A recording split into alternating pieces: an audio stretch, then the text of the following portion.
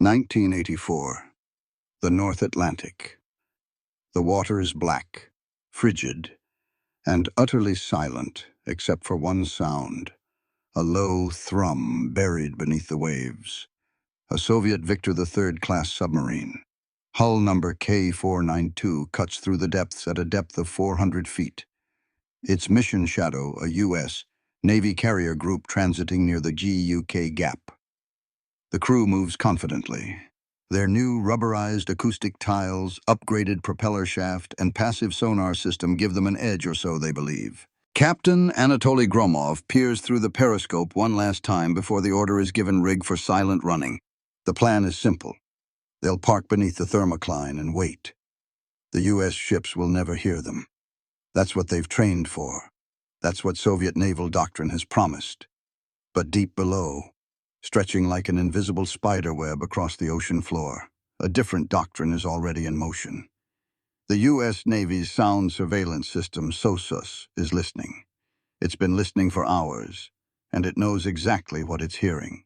Far to the west, in a control room near Norfolk, a junior U.S. Navy acoustic technician stares at a waveform pattern rolling across his display. He doesn't flinch. The signature is unmistakable twin-bladed propeller, rhythmic modulation, specific harmonic peaks. It's a Victor III, and it's right where it's not supposed to be. The message is relayed. Within 2 hours, a Los Angeles-class fast attack submarine adjusts course. Within 4 hours, it's on top of K492's projected path. No active sonar, no ping, just passive ears and high-speed processors. K492's crew doesn't know they've been compromised, not yet.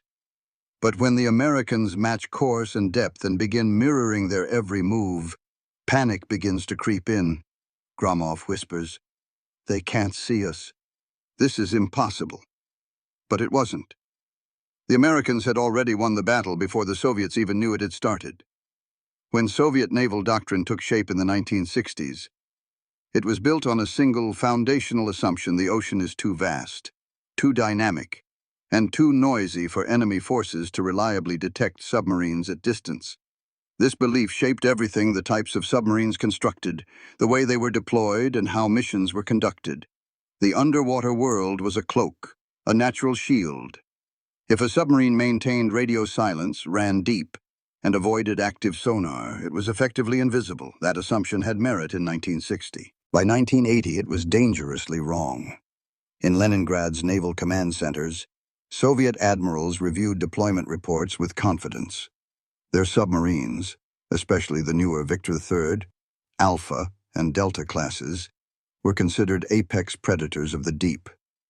Western claims of sound libraries and hydrophone nets were dismissed as propaganda. Soviet planners believed the Americans still relied primarily on ship-based active sonar, useful at close range, but useless for strategic ocean coverage. Meanwhile, U.S. submarines were considered slower, noisier, and less aggressive in posture. The Soviet fleet trained for offensive penetrations and bold maneuvers, while believing their hulls could vanish into the thermoclines, those temperature layer boundaries in the ocean that deflect sonar waves. Soviet crews were trained to exploit these naturally occurring acoustic shadows. It was textbook. But they missed what America had changed. It wasn't the noise of the ocean that was winning. It was the silence of deep listening. The United States had spent 2 decades developing fixed sonar arrays across the Atlantic Basin's SOSUS lines, stretching from Greenland to Iceland, from the Azores to the U.S. eastern seaboard. These were not active sonar systems that revealed their own position. These were passive hydrophones embedded in the seafloor, connected via undersea cables to processing stations on land. Their job: listen. Just listen. And they were very, very good at it. The Soviets hadn't realized that the acoustic fingerprint of every class of submarine they built was being catalogued. Every bearing, every blade shape, every harmonic resonance from pumps, motors, and propellers, all of it recorded and classified. America wasn't listening for submarines. It was listening for specific submarines. And by the 1980s, they could recognize a Delta III just by the beat of its propulsion. In Moscow, That was unthinkable. The idea that a network of sensors could stretch across the Atlantic and spot a moving submarine without a single sonar ping, it sounded like science fiction. But it was already operational, and it had already compromised the strategic advantage of the Soviet Navy's most prized vessels. They had prepared for detection within 10 kilometers. The Americans were detecting them at over 1,000. And nobody in the Soviet room of assumptions had prepared for that. The Soviet Navy's submarine warfare doctrine was forged in the crucible of World War II's Atlantic campaign and refined in the shadow of American naval dominance. Soviet strategists envisioned their underwater fleet as a sword, not a shield, a forward-deployed force designed to project power, disrupt NATO supply lines, and, if necessary, launch nuclear retaliation from hidden bastions beneath the Arctic ice. This doctrine rested on three pillars: aggressive maneuvering, deep water concealment, and shock engagement. Their boats were to hunt U.S. carriers, trail ballistic missile submarines, and ambush convoys. In theory, this posture offered parity. Soviet submarines, operating in packs or solo, could cripple U.S. naval movements by striking first from unseen depths. But this aggressiveness demanded one key advantage: the element of surprise. Without it, the doctrine crumbled. The Soviets built submarines to be fast and deep-diving like the Alpha class, with its titanium hull and blistering submerged speed. They designed advanced torpedoes, wake-homing weapons, and cruise missiles to make the first strike decisive. They practiced in the Barents and Baltic Seas, pushing their captains to conduct extended operations far from home, even under ice caps. Yet all of this doctrine presumed a kind of acoustic neutrality. The Soviets believed that noise was a universal problem, and that if their boats were quieter than the last generation, they would survive longer. What they did not anticipate was that the U.S. had stopped competing in noise and had started redefining detection itself. In American naval war colleges, a different doctrine had taken shape. It was slow, deliberate, and terrifying in its implications. Rather than chase enemy submarines across vast oceans, the U.S. would wait for them quietly. SOSUS lines, passive sonar arrays, and highly trained acoustic analysts would watch the ocean. And when a Soviet boat passed a sensor line, it would be tagged, monitored, tracked. This doctrine favored patience and precision. It turned the oceans into a trap, not a battlefield. For Soviet captains trained to play blindfold chess beneath the waves, this was an existential problem. The tactics they relied on turning toward noisy merchant traffic, diving beneath thermal layers, killing speed to vanish, suddenly felt primitive. They were trained for a sonar duel. Instead, they were being watched like insects under glass. The Soviet submarine doctrine was not just outdated, it was about to collapse under the weight of an invisible, listening wall. A wall they didn't even know existed. And when they finally realized it, they were already inside the kill box. It began with a sonar contact that should have been impossible. In the North Atlantic, a Victor III-class Soviet attack submarine was transiting beneath the thermocline en route to shadow a U.S. carrier group. She was silent, cold-running, and performing every maneuver drilled into generations of Soviet crews. Her mission: find and trail the American task force without being detected. But what the crew didn't know was that they had already been spotted. 3 days earlier, a passive hydrophone on the SOSUS line between Newfoundland and the Azores picked up a signature faint but unmistakable. Analysts at a classified U.S. Navy facility in Norfolk, Virginia, recognized the spectral trace immediately. It matched the unique harmonic noise pattern of a Victor III's primary reduction gear, an acoustic signature as specific as a fingerprint. The U.S. Navy didn't intercept. It didn't signal. It simply watched. As the Soviet submarine advanced westward, her every movement was mapped, not by ships, not by aircraft, but by invisible ears planted on the ocean floor. By the time she reached her patrol zone, The U.S. already had a Los Angeles-class attack submarine waiting, not hunting waiting. What happened next shattered Soviet confidence. The Victor III settled into its patrol box, preparing to tail the American carrier group. But as she began tracking sonar pings from U.S. escort ships, her passive array suddenly filled with an unexpected sound. Torpedo tube doors opening. Not hers. Moments later, her sonar operator caught the Doppler shift of an approaching torpedo. The Soviet commander initiated evasive maneuvers, diving and deploying countermeasures. But the shot had been a mock fire and exercise, part of a long-range pushback operation. The U.S. sub never needed to fire for real. The message had been sent.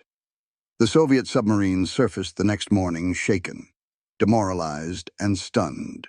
Not because it had been targeted, but because it never heard the U.S. submarine approach.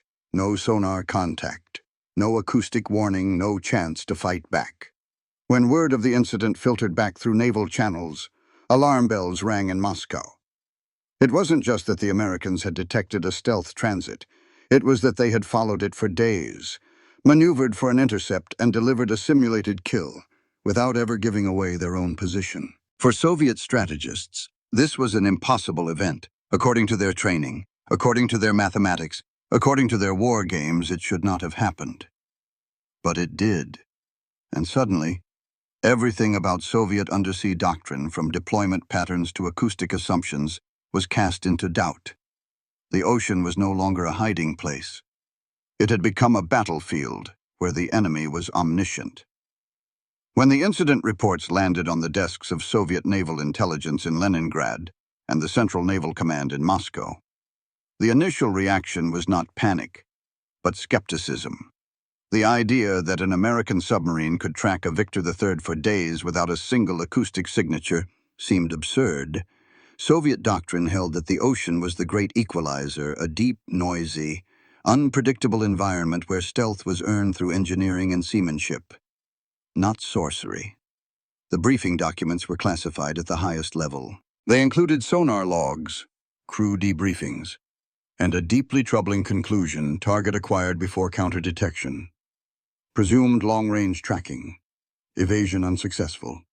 Admiral Chernovin, Commander-in-Chief of the Soviet Navy, reportedly dismissed the findings outright during the first internal review. This is American psychological warfare. He is paraphrased to have said, "No system can track one of our boats from the Atlantic shelf to an intercept point without active measures." But the captain of the Victor III was not so easily dismissed. In closed-door meetings, he described the uncanny sensation of being watched, as if every silent turn of the screw, every change in ballast trim was being mirrored by a ghost. "We trained to hunt shadows," he said, "but this time we were the shadow. And the ocean itself betrayed us." Still, Moscow resisted. They sent technical review teams to inspect the Victor's hull, to examine sonar fidelity, crew performance, even battery degradation. Some suspected a crew error. Others suspected mechanical failure. A few, in whispers, suggested a leak, an American mole or beacon planted on board. But the evidence didn't lie. The sonar logs matched no known American intercept method.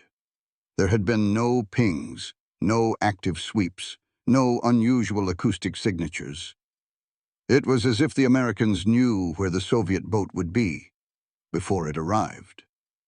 Behind closed doors, Soviet scientists debated the feasibility of long-range passive tracking. A few warned of American progress in ocean floor surveillance of hydrophone networks stretching for thousands of miles. But their warnings were buried in red tape and bureaucratic inertia. It wasn't just pride, it was doctrine.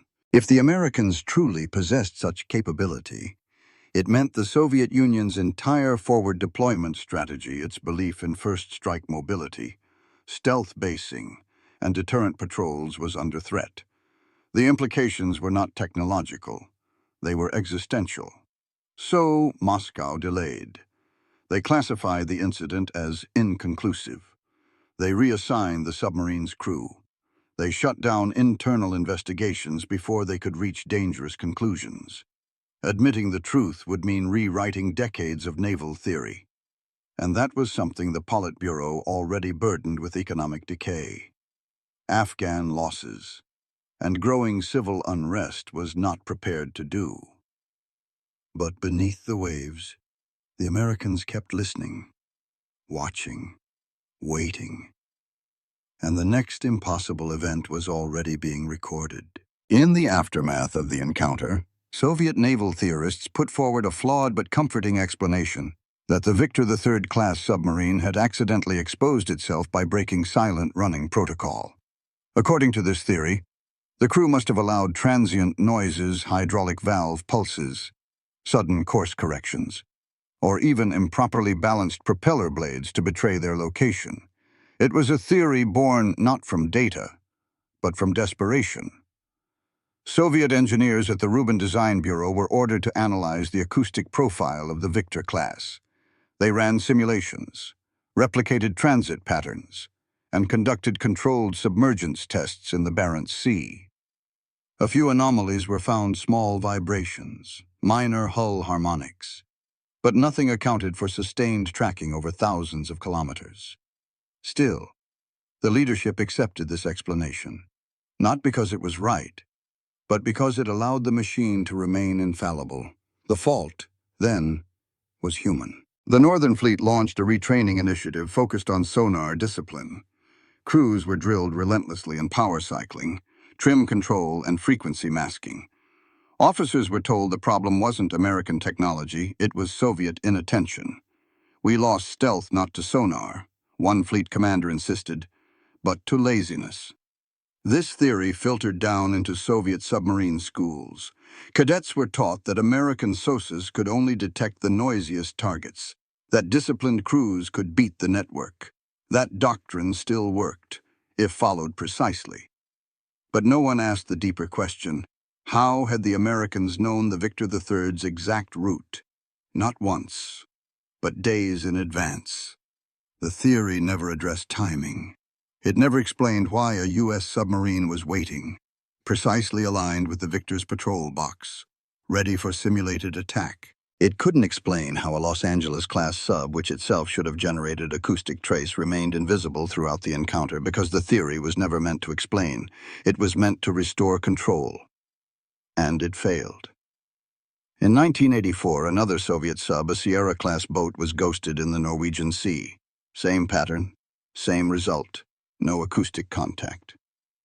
And yet, American surveillance trailed her from deployment to recovery without a single detection by Soviet sonar. The wrong theory had become the wrong answer, but as long as it preserved the illusion of parity, it was allowed to live. Until the real answer forced itself into view and shattered the illusion once and for all. When repeated incidents shattered the first explanation, Soviet analysts scrambled for a second theory, one that preserved face, while explaining what now appeared to be systemic American superiority beneath the sea. The new culprit wasn't human error or equipment flaws, it was espionage. This theory claimed that U.S. submarines had only been able to intercept Soviet boats because they had foreknowledge of mission plans. According to this view, someone perhaps within the Ministry of Defense or the naval staff was leaking patrol routes. If the Americans knew where the Victor or Sierra class was headed, they didn't need advanced sonar. They simply had to wait.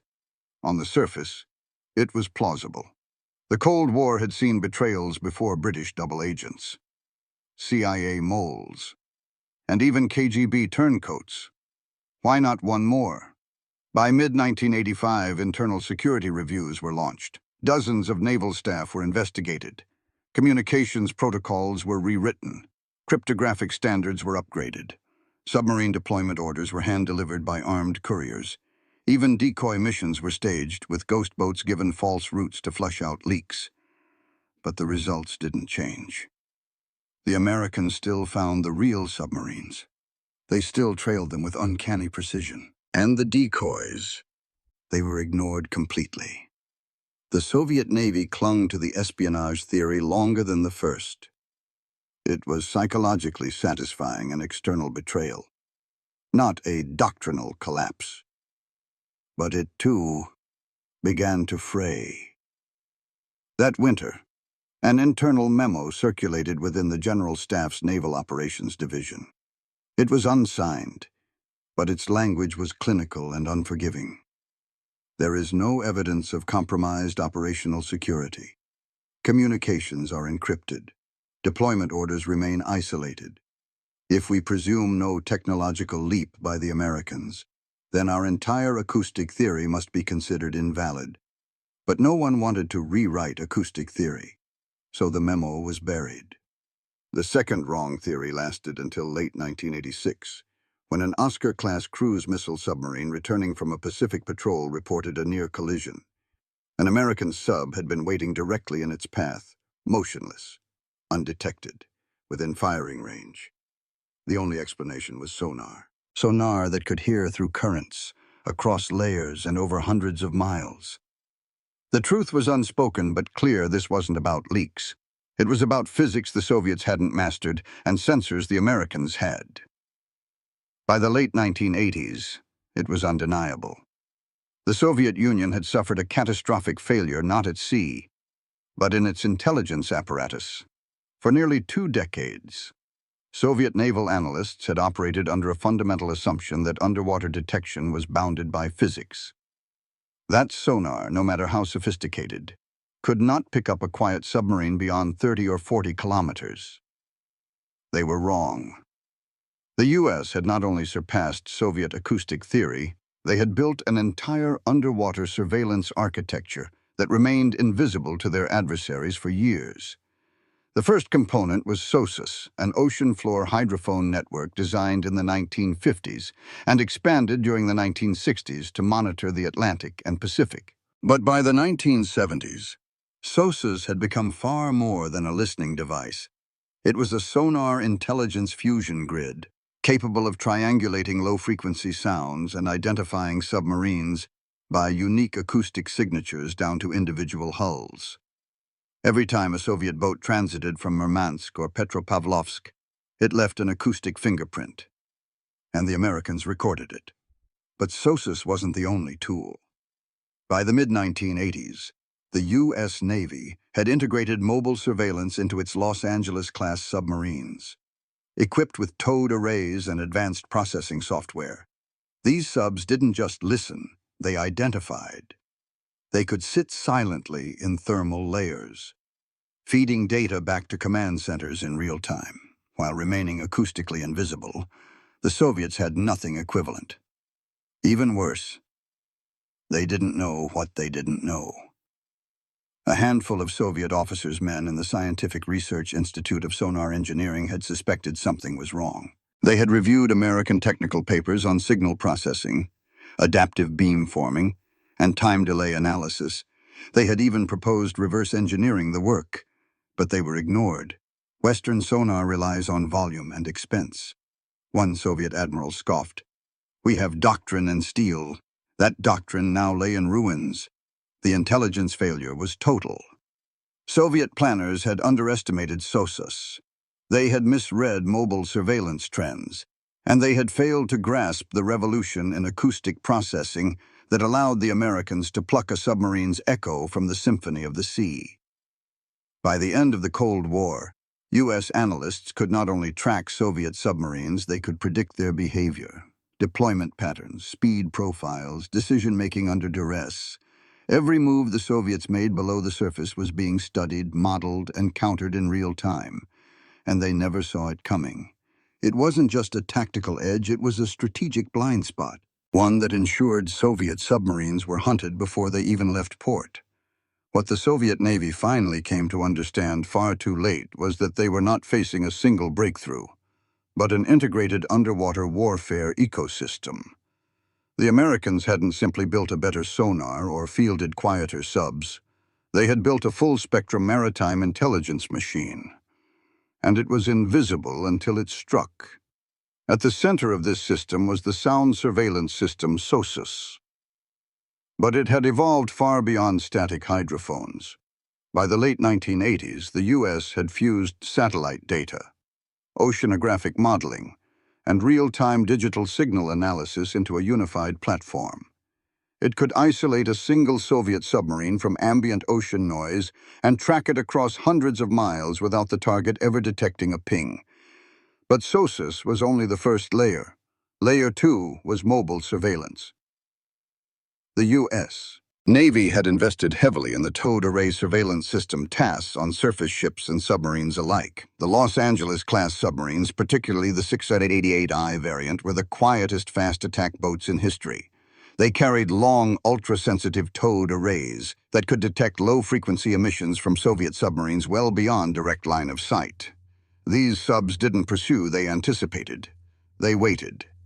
And they listened with such precision that one U.S. admiral later described them as underwater snipers. Layer 3 was fusion intelligence fusion. The Naval Ocean Surveillance System NOSS satellites, designed for electronic and radar signal tracking, were linked directly to naval intelligence centers. Signals picked up in space were correlated with sonar traces underwater. A Soviet submarine surfacing to send a routine burst message would light up U.S. computers from Pearl Harbor to Norfolk. But perhaps the most devastating element of the system was its autonomy. The U.S. didn't need to deploy massive forces to control the sea. One submarine, positioned correctly, could neutralize an entire Soviet ballistic missile patrol. Surface ships were often never dispatched. Sub-hunting was outsourced to data, the kind harvested by undersea cables, towed arrays, and satellites. The system didn't just respond to Soviet movements, it anticipated them. War-gamed simulations at U.S. Naval War College facilities confirmed it repeatedly. Soviet Delta and Typhoon-class boats could be tracked from the moment they passed Greenland or Hokkaido. If a war had broken out, many would have been destroyed in the opening hours. By the early 1990s, Soviet Naval Command began quietly acknowledging the depth of the disadvantage. Secret after-action reports stated plainly, American undersea surveillance renders traditional stealth doctrine invalid. Even new design hulls with improved propeller geometry cannot escape detection if the U.S. grid is active. But there was no countermeasure, no single project, no new submarine, no brilliant maneuver could undo what the Americans had built. It was a layered, data-driven, decentralized machine of detection, and every Soviet platform, no matter how advanced, fell within its grasp.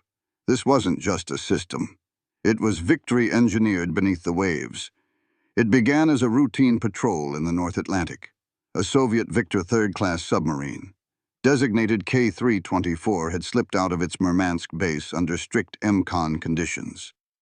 Its mission was simple: shadow a U.S. carrier group operating south of Iceland without being detected. This was standard practice, a Cold War game of undersea cat-and-mouse played out in the deep. But K-324 was being watched. From the moment it crossed into the Gjög Gap, the strategic choke point between Greenland, Iceland, and the UK, it was already painted across the screens of U.S. naval intelligence. Its acoustic signature had been catalogued years earlier, its propulsion anomalies noted, and its behavior patterns predicted by an intelligence model trained on decades of submarine movement. A Los Angeles-class submarine, USS Kavala SSN 684, was dispatched. It didn't need to pursue. It waited, tethered to a thermal layer. Its towed array stretched behind it like a patient hunter's net. K-324 passed within range, never knowing it was being tracked. The American crew didn't transmit. They didn't ping. They didn't maneuver. They just listened and recorded. Then came the order. Naval intelligence wanted a close intercept not to destroy, but to intimidate. USS Kavala slipped in behind the Soviet sub, drifting within torpedo range, close enough to photograph the hull with its periscope. It then surged ahead at flank speed, letting its presence be known by deliberately surfacing within line of sight of a Soviet reconnaissance aircraft. K-324's crew was stunned. A quiet panic set in. Soviet sonar operators had heard nothing. They had detected nothing. Yet the Americans had crept within lethal range and then vanished again. It got worse. Later that year, A similar encounter occurred with a second Victor-class sub near Bermuda. This time, the U.S. didn't just track it towed. American sonar operators mimicked the Soviet sub's acoustic signature using advanced decoys, creating false contacts that led the Soviet crew into a circular chase. The message was clear. We hear you, we follow you, and we control this battlefield. The psychological toll was immense. Back in Leningrad, Soviet commanders read the incident reports in disbelief. Their crews had been made to look blind and deaf against a superior enemy who didn't need to engage to dominate. This was no longer a technological race. It was a humiliation, one by one. Soviet submarine captains began refusing missions near American patrol zones. Morale plummeted. New acoustic countermeasures were rushed into production, none of which worked. By 1990, a classified Soviet naval study concluded, engagement in blue water theaters is now tactically untenable. American sonar superiority guarantees early detection and neutralization. In effect, the U.S. had won the battle without ever firing a shot. A war of sensors had replaced a war of steel, and the Soviet Union was losing alone and unheard. In the depths, the humiliation suffered in the Atlantic was more than just a tactical failure. It was a revelation. It exposed the foundation of a broken belief system, one the Soviet Navy had clung to for decades. That belief, rooted in steel, numbers, and brute force, collapsed under the weight of silence. Soviet maritime doctrine had been forged during World War II, where success was measured in hulls laid and torpedoes fired. In the Cold War, this translated into an emphasis on submarine production and raw firepower. Their designs were faster, could dive deeper, and carried more warheads than their Western counterparts. But none of that mattered if they could be heard coming from 500 miles away. For Soviet leadership, the realization came with a bitter aftertaste. All their investments had been poured into the wrong metrics. They had built machines to fight battles of mass and attrition. The Americans had engineered systems to avoid those battles entirely. Strategic collapse followed doctrinal collapse. Plans for offensive operations into the Atlantic were quietly abandoned. Patrols were scaled back. Bastion strategy took hold, an admission of defeat that confined Soviet boomers to coastal waters under the protective umbrella of land-based air defense. Instead of projecting power, the once mighty Northern Fleet now sought only to survive. Inside the Kremlin, the damage wasn't just military, it was ideological. The Soviets prided themselves on being the technological equals of the United States, often claiming superiority in missile science, nuclear theory, and engineering.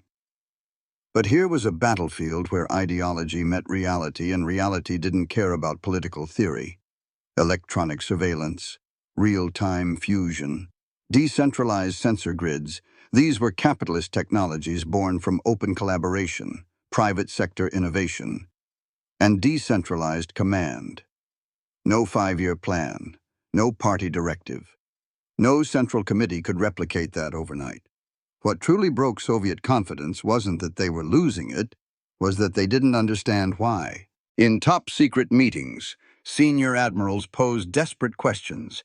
How could an American sub remain undetected in our bastion zones? How did they track a sub whose reactor was dampened, whose communications were silent, and whose crew operated in absolute stealth? The answer wasn't a single breakthrough. It was a system of systems, connected, adaptive, and invisible. In 1991, as the Soviet Union disintegrated, its navy stood as a hollow shadow of its ambition, overbuilt, underinformed, and strategically paralyzed. The collapse wasn't caused by one battle or one submarine. It was caused by a war they never even realized they were losing until it was too late. Today, echoes of that silent war still drift beneath the waves. The Los Angeles-class submarines that once stalked Soviet vessels with impunity now share the oceans with newer, quieter successors. The Virginia-class boats, stealthier, more networked, and even deadlier carry on the legacy of acoustic dominance. But the real ghost isn't a machine. It's a doctrine. In the Russian Navy's halls today, there remains a cautious reverence for sonar, the invisible weapon that shattered the myth of undersea invincibility. Exercises are smaller, deployments are tighter, and every patrol carries the unspoken fear: are we already being watched? The old Soviet bastions remain now patrolled by Borei-class submarines, but they no longer serve as launch points for ambitious global operations. They are redoubts, fortresses built not to project power, but to preserve what little remains of it. And yet, the specter of that humiliation lingers. In every sonar ping, in every silent black track on a digital chart, in every captain's hesitation before breaking radio silence. American naval doctrine, shaped by silence and guided by sound, became a strategic blueprint. The Cold War's undersea war wasn't won with torpedoes, it was won with patience, algorithms, and the quiet certainty that if a Soviet submarine moved, it could be heard. The Soviet Union never recovered from that realization. And long after its collapse, the world it tried to dominate is still shaped by the weapons it couldn't see, and the ones it never heard coming.